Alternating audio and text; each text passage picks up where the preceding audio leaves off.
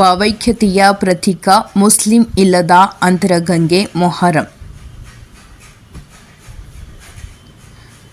ಮಸ್ಕಿ ತಾಲೂಕಿನ ಅಂತರಗಂಗೆ ಗ್ರಾಮದಲ್ಲಿ ಹಿಂದೂ ಮುಸ್ಲಿಂ ಭಾವೈಕ್ಯತೆಯ ಪ್ರತೀಕವಾಗಿರುವ ಮೊಹರಂ ಹಬ್ಬವನ್ನು ಅತಿ ವಿಜೃಂಭಣೆಯಿಂದ ಆಚರಿಸಲಾಯಿತು. ಹಬ್ಬದ ನಿಮಿತ್ತ ಕಳೆದ 10 ದಿನಗಳಿಂದ ಮಸೀದಿಗಳಲ್ಲಿ ಪ್ರತಿಷ್ಠಿಸಿದ್ದ ಹುಸೇನ್ ದೊಡ್ಡಲಾಲ್ ಸಾಬ್, ಮೌಲಾಲಿ, ಲಾಡಂಕತ್ತಿ ಸೇರಿ ಪೀರ್ ದೇವರುಗಳ ದಫನ್ ಕಾರ್ಯ ರವಿವಾರ ಸಂಜೆ ಅದ್ದೂರಿಯಿಂದ ನಡೆಯಿತು. ಮೊಹರಂ ಸಂಪನ್ನಗೊಂಡಿತು. ರವಿವಾರ ಸಂಜೆ ಗ್ರಾಮದ ಮಸೀದಿಗಳಲ್ಲಿನ ಪೀರ್ ದೇವರುಗಳು ಆಂಜನೇಯನ ಗುಡಿ ಹತ್ತಿರ ಸೇರಿದವು.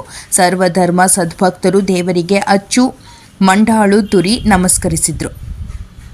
ಸಂಪ್ರದಾಯದಂತೆ ಕಂಬಾರ ಮನೆಗೆ ಹೋಗಿ ಬಾಬತ್ತು ನೀಡುವುದು ಸೇರಿದಂತೆ ಇತರೆ ಕಾರ್ಯಕ್ರಮಗಳು ಜರುಗಿದವು.